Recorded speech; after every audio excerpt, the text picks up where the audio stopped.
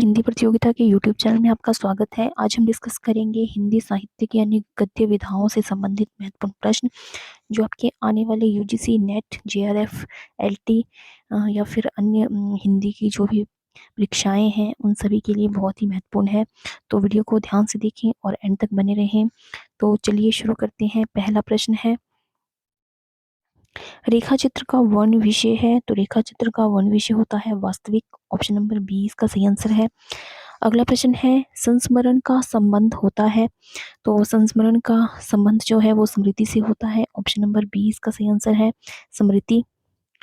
अगला प्रश्न है, हिंदी संस्मरण लेखन का कार्य किसके समय से प्रारंभ हुआ। तो हिंदी संस्मरण लेखन का कार्य जो है वो महावीर प्रसाद द्विवेदी के समय से प्रारंभ हुआ है। तो ऑप्शन नंबर ए इसका सही आंसर है। अगला प्रश्न है, रेखा चित्र विधा का जनक किसे कहा जाता है। तो रेखा चित्र विधा का जनक जो है वो कहा जाता है पदम सिंह शर्मा को। ऑप्शन नंबर सी इसका सही आंसर है। अगला प्रश्न है, हिंदी का प्रथम रेखाचित्र संग्रह है। तो हिंदी का प्रथम रेखाचित्र संग्रह जो है वो पद्म पराग है। ऑप्शन नंबर ए इसका सही आंसर है। अगला प्रश्न है, प्रताप नारायण मिश्र के संबंध में किस लेखक ने संस्मरण लिखा। तो प्रताप नारायण मिश्र के संबंध में जो है वो बाल मुकुंद गुप्त ने जो है वो संस्मरण लिखा है। तो ऑप्शन नंबर 20 का सही आंसर है बाल मुकुंद गुप्त। अगला प्रश्न है, स्मृति की रेखाएं का प्रकाशन वर्ष है। तो स्मृति की रेखाएं का प्रकाशन वर्ष 1947 में जो है ये प्रकाशित हुआ था। अगला प्रश्न है, निम्नलिखित में से किसने अपने संस्मरणात्मक रेखा चित्रों में उपेक्षित व शोषित व्यक्तियों, पशुओं और पक्षियों को स्थान दिया है। तो वो दिया गया है महादेवी वर्मा के द्वारा। Option number A Mahadevi Verma इसका सही आंसर है। अगला प्रश्न है, स्मारिका में संकलित रेखा चित्र किससे संबंधित है। तो स्मारिका में संकलित रेखा चित्र जो है वो राजनीतिक क्षेत्र के महापुरुषों से संबंधित है। ऑप्शन नंबर बी इसका सही आंसर है। अगला प्रश्न है, महादेवी वर्मा ने अपने समकालीन साहित्यों के रेखा चित्र प्रस्तुत किए हैं। तो उन्होंने जो है अपने समकालीन साहित्यकारों के रेखा चित्र जो है वो पथ के साथी में प्रस्तुत किए हैं। ऑप्शन नंबर सी इसका सही आंसर है। अगला प्रश्न है, प्रकाश चंद्र गुप्त के स्मृति चित्र संकलित है। तो प्रकाश चंद्र गुप्त के स्मृति चित्र जो है वो पुरानी स्मृतियां में संकलित है। ऑप्शन नंबर ए इसका सही आंसर है। अगला प्रश्न है, निम्नलिखित में से प्रथम रेखा चित्र संकलन जंगल का जीव के रचनाकार हैं। तो इसके रचनाकार है Pandit Shriram Sharma. Option number C. निम्नलिखित में से किसने अपने रेखा चित्रों में साहित्यकारों, राजनीतिज्ञों, देशभक्तों एवं समाज सेवकों के चरित्र अंकित किए हैं। तो वो किए हैं बनारसी दास चतुर्वेदी ने। ऑप्शन नंबर ए इसका सही आंसर है। अगला प्रश्न है, भावात्मक संस्मरण व रेखा चित्र लिखने के लिए प्रसिद्ध है। तो इसके लिए जो है देवेंद्र सत्यार्थी का प्रसिद्ध है। ऑप्शन नंबर सी इसका सही आंसर है देवेंद्र सत्यार्थी। अगला प्रश्न है, निम्नलिखित में से उपेंद्र नाथ अश्क के रेखा चित्र व संस्मरण किसमें संकलित है। तो उपेंद्र नाथ अश्क के रेखा चित्र व संस्मरण जो है वो रेखाएं व चित्र मंटो, मेरा दुश्मन, ज्यादा अपनी कम पराई, इन सभी में जो है इनके संस्मरण संकलित हैं। अगला प्रश्न है, डॉक्टर नागेंद्र ने चेतना के बिंब नामक संस्मरण लिखा। इसमें जो है उन्होंने नागेंद्र जी ने जो है गंभीर विश्लेषण किया है। ऑप्शन नंबर बी इसका सही आंसर है।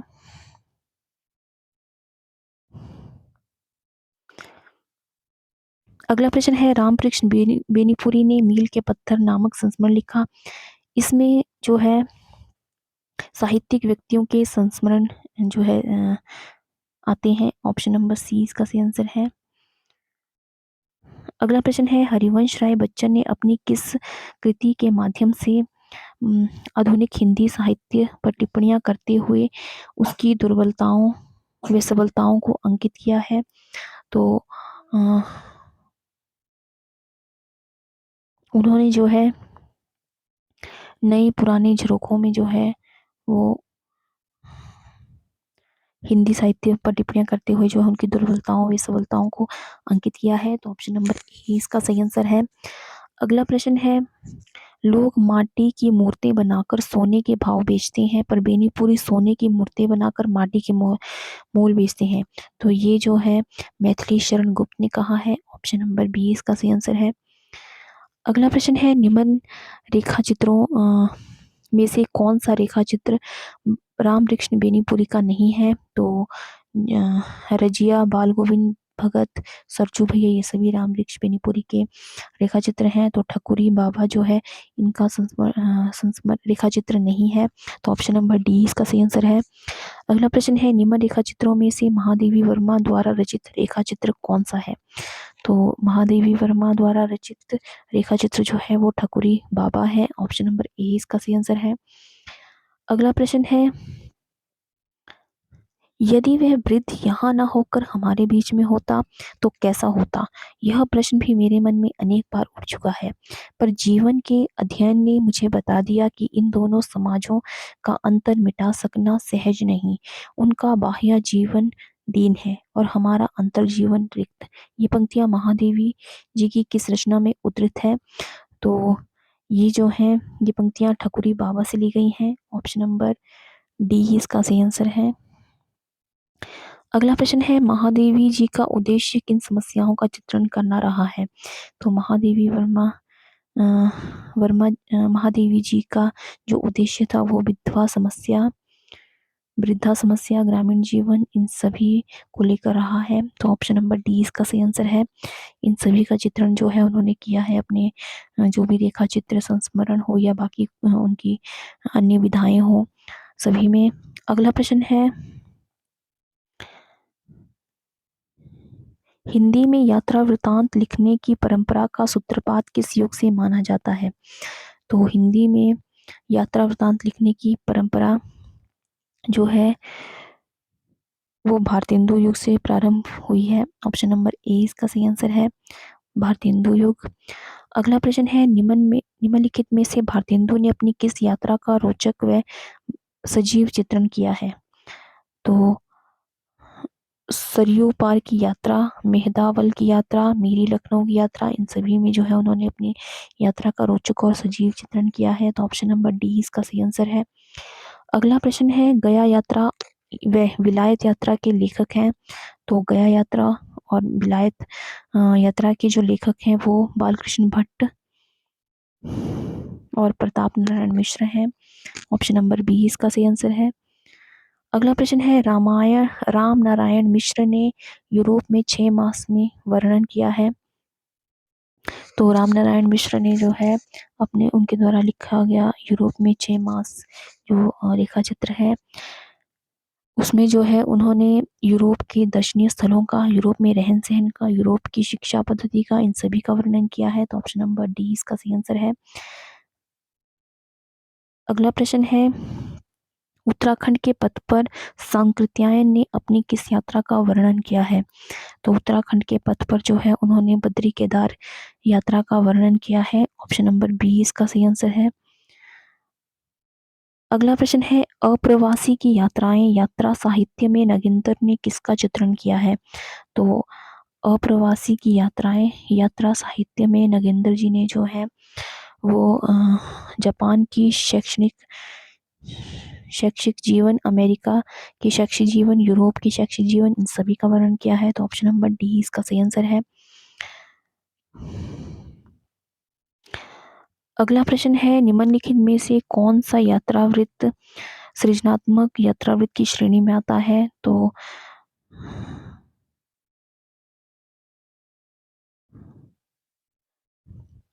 आखिरी चट्टान तक जो है वो सृजनात्मक श्रेणी यात्रावृत्त की श्रेणी में आता है। तो ऑप्शन नंबर सी इसका सही आंसर है। अगला प्रश्न है, अंडमान निकोबार की सेल्यूलर जेल की कथा अपने अपने यात्रावृत्त में लिखी?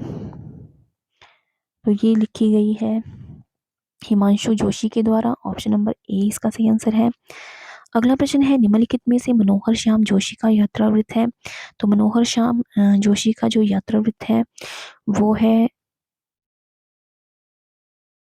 क्या हाल है चीन के और पश्चिमी जर्मनी पर उड़ती नज़र।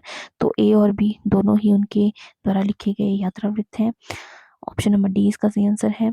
अगला प्रश्न है, जिस विधा के द्वारा लेखक अपने बीते हुए जीवन का विवरण प्रस्तुत करता है उसे कहते हैं। तो उसे जो है आत्मकथा कहा जाता है। ऑप्शन नंबर सी इसका सही आंसर है। अगला प्रश्न है, राहुल सांकृत्यायन ने अपनी तिब्बत यात्रा किस छद्म वेश में की थी। तो उन्होंने भिखारी के वेश में जो है वो तिब्बत यात्रा की थी। अगला प्रश्न है, निम्नलिखित में से कौन सा कथन असत्य है। तो तिब्बत में भिक्षुओं की संख्या कम है, तो ये कथन असत्य है। ऑप्शन नंबर सी इसका सही आंसर है। अगला प्रश्न है, अज्ञेय जी के यात्रा वृत्तांतों में किस प्रकार का चिंतन देखने को मिलता है। तो अज्ञेय जी के यात्रा वृत्तांतों में जो है वो पर्यावरण का, इतिहास का, साहित्य का, इन सभी का वर्णन देखने को मिलता है। तो ऑप्शन नंबर डी इसका सही आंसर है। अगला प्रश्न है, अज्ञेय जी के यात्रा वृत्तांत अरे यायावर रहेगा याद के विषय में असत्य कथन का चयन कीजिए। तो इसमें असत्य कथन है कि जिसमें 5 यात्रा वृत्तांतों का वर्णन है। तो ऑप्शन नंबर सी इसका सही आंसर है। अगला प्रश्न है, हिंदी का प्रथम आत्मकथा है। तो हिंदी की पहली आत्मकथा है अर्धकथानक। ऑप्शन नंबर ए इसका सही आंसर है। अगला प्रश्न है, हिंदी की प्रथम महिला आत्मकथा लेखिका है। तो पहली महिला आत्मकथा लेखिका जो है वो जानकी देवी बजाज है। ऑप्शन नंबर बी इसका सही आंसर है। अगला प्रश्न है, डॉक्टर राजेंद्र प्रसाद की आत्मकथा है सत्य की खोज। Option number B. अगला प्रश्न है, बाबू गुलाब राय ने अपने जीवन का तटस्थ भाव में चित्रण किया है।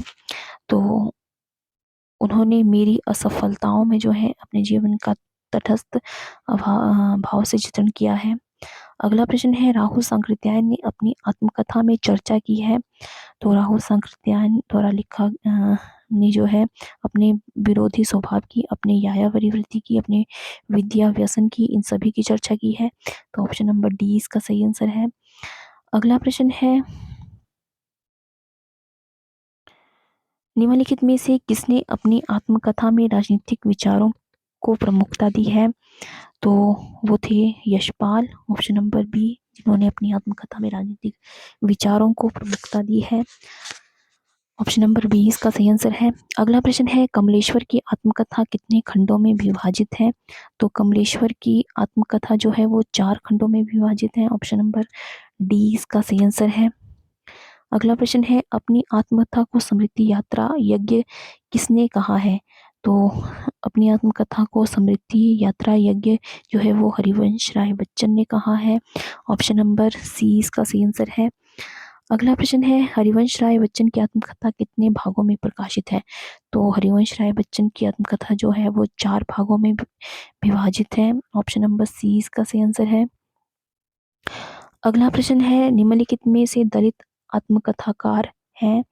तो इनमें से दलित आत्मकथाकार जो है वो मोहन नैमिष राय और ओम प्रकाश वाल्मीकि जो है दोनों ही दलित आत्मकथाकार हैं। तो ऑप्शन नंबर डी इसका सही आंसर है। अगला प्रश्न है, तस्लीमा नसरीन की आत्मकथा कितने खंडों में प्रकाशित है। तो ये 7 खंडों में प्रकाशित है। ऑप्शन नंबर डी इसका सही आंसर। अगला प्रश्न है, इसमें मेरा दर्द है, मेरे समाज का दर्द है, मेरा पूरा जीवन ही मुर्दहिया है। मुर्दहिया यानी गांव का वह कोना जहां मुर्दे फूंके जाते हैं। मुर्दहिया यानी गांव का वह हिस्सा जहां मरे हुए जानवरों के चमड़े उतारे जाते हैं। उक्त पंक्तियां किस आत्मकथा से उद्धृत है। तो ये पंक्तियां जो है वो मुर्दहिया से ली गई हैं। ऑप्शन नंबर ए इसका सही आंसर है। अगला प्रश्न है, मुर्दहिया आत्मकथा में किस घटना द्वारा लेखक ने मानवीय मूल्यों पर पैसा हावी होने की बात कही है। तो ऑप्शन नंबर बी, लेखक के मित्र द्वारा उसके चाकू की नोक पर उसके स्कॉलरशिप के 162 रुपए में से 81 रुपए छीन लेने की घटना में जो है लेखक ने मानवीय मूल्यों पर पैसा हावी होने की बात कही है। तो ऑप्शन नंबर बी इसका सही आंसर है। अगला प्रश्न है, मन्नू भंडारी द्वारा रचित आत्मपरक शैली की लिखी हुई आत्मकथा है। तो वो है एक कहानी, यह भी ऑप्शन नंबर बी इसका सही आंसर है। अगला प्रश्न है, एक कहानी यह भी आत्मकथा से संबंधित असत्य कथन कौन सा है? तो इसमें असत्य कथन ये है कि यह एक सिलसिलेवार आत्मकथा है, ऑप्शन नंबर ए इसका सही आंसर है।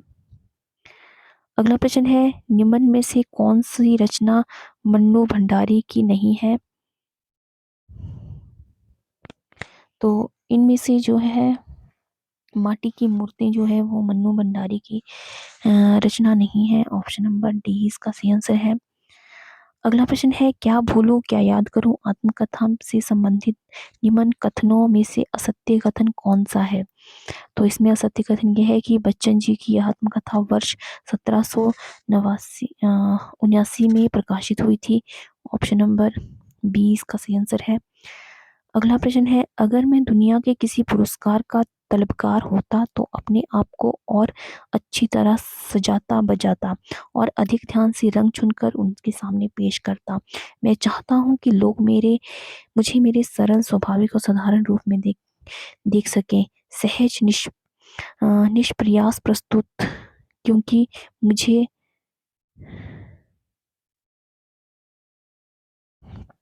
क्योंकि मुझे अपना ही तो चित्रण करना है। ये पंक्तियां बच्चन जी की किस पंक्ति से ली गई हैं? तो ये पंक्तियां जो है वो क्या भूलूं क्या याद करूं से ली गई है, ऑप्शन नंबर डी इसका सही आंसर है। अगला प्रश्न है, मैं जब सब परिधियां बांध सकती थी, सीमाएं तोड़ सकती थी, सीमाओं में रहना मुझे हमेशा कचोटता रहा है। सीमा तोड़ने का आभास ही मुझे अत्यधिक सुखकारी लगता है। मैं वर्जनाएं तोड़ सकती हूँ, अपनी देह की मैं खुद मालकिन हूँ, मैं संचालक हूँ, संचालित नहीं। ये पंक्तियां किस आत्मकथा से उद्धृत है? तो ये पंक्तियां जो है वो आप होदरी से ली गई हैं, ऑप्शन नंबर बी इसका सही आंसर है।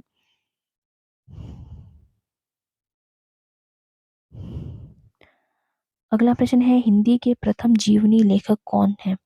तो हिंदी के प्रथम जीवनी लेखक जो है वो बाबू कार्तिक प्रसाद खत्री हैं, ऑप्शन नंबर ए इसका सही आंसर है। अगला प्रश्न है, हिंदी में जीवनी साहित्य का प्रारंभ किस युग में हुआ है?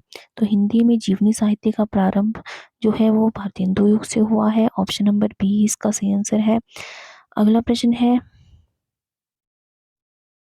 निम्न में से भारतेंदु द्वारा लिखित जीवनी है? तो कालिदास, रामानुज, जयदेव, ये सभी जो है वो भारतेंदु द्वारा लिखित जीवनियां हैं। अगला प्रश्न है, निम्नलिखित में से किसने महात्मा गांधी की जीवनी लिखी है? तो महात्मा गांधी की जीवनी जो है वो घनश्याम दास बिड़ला, काका कालेलकर, सुमंगल प्रकाश, इन सभी ने जो है वो महात्मा गांधी की जीवनी लिखी हुई है, तो ऑप्शन नंबर डी इसका सही आंसर है। अगला प्रश्न है, अकाल पुरुष गांधी में लेखक ने किसके जीवन का परिचय दिया है? तो अकाल पुरुष गांधी में जो है उन्होंने महात्मा गांधी का जीवन परिचय दिया है, ऑप्शन नंबर सी इसका सही आंसर है। अगला प्रश्न है, कलम का सिपाही में लेखक ने किसके जीवन का परिचय दिया है? तो कलम का सिपाही में लेखक ने भारतेंदु हरिश्चंद्र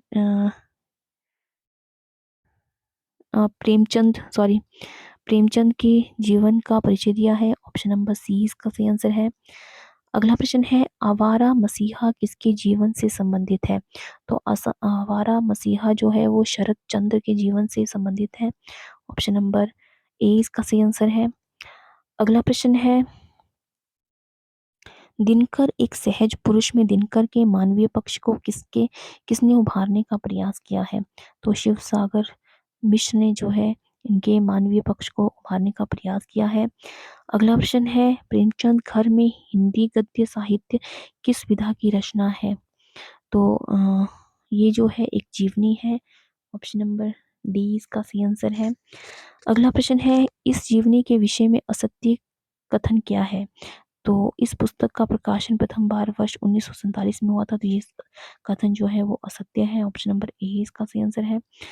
अगला प्रश्न है, आवारा मसीहा किस उपन्यासकार के जीवन पर आधारित है? तो आवारा मसीहा जो है वो शरद चंद्र चट्टोपाध्याय के जीवन पर आधारित है? ऑप्शन नंबर डी इसका सही आंसर है।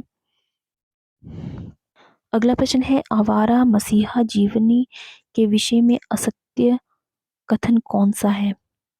तो आवारा मसीहा जीवनी के बारे में जो असत्य कथन है वो है, इस जीवनी में लगभग 630 पृष्ठ हैं।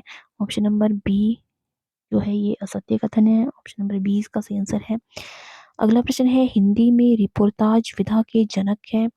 तो हिंदी में रिपोर्टाज विधा के जनक जो है वो शिवदान सिंह चौहान है। ऑप्शन नंबर ए इसका सही आंसर है। अगला प्रश्न है, हिंदी का प्रथम रिपोर्टाज लक्ष्मीपुरा का प्रकाशन वर्ष है? तो इसका प्रकाशन जो है वो 1938 में हुआ था। ऑप्शन नंबर सी इसका सही आंसर है। अगला प्रश्न है, निम्नलिखित में से किस रिपोर्टाज की विषय वस्तु में स्वतंत्रता से पूर्व देश की स्थिति का विवरण है?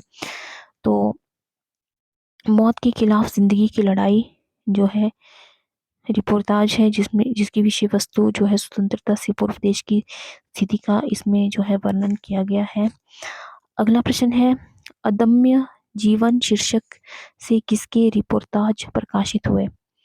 तो अदम्य जीवन शीर्षक से जो है वो रांगे राघव जी के रिपोर्टाज प्रकाशित हुए हैं। ऑप्शन नंबर सी इसका सही आंसर है। अगला प्रश्न है, निम्नलिखित में से कौन सा रिपोर्टाज प्रकाश चंद्र गुप्त द्वारा लिखा गया है? तो प्रकाश चंद्र गुप्त द्वारा लिखा गया रिपोर्टाज है अल्मोड़े का बाजार, बंगाल का अकाल, स्वराज्य भवन, ये सभी जो हैं इनके द्वारा लिखे गए रिपोर्टाज हैं। ऑप्शन नंबर डी इसका सही आंसर है। अगला प्रश्न है, डायरी का संबंध है? तो डायरी का संबंध जो है वो दैनिक और दिनचर्या दोनों से है। ऑप्शन नंबर डी इसका सही आंसर है। ए और बी।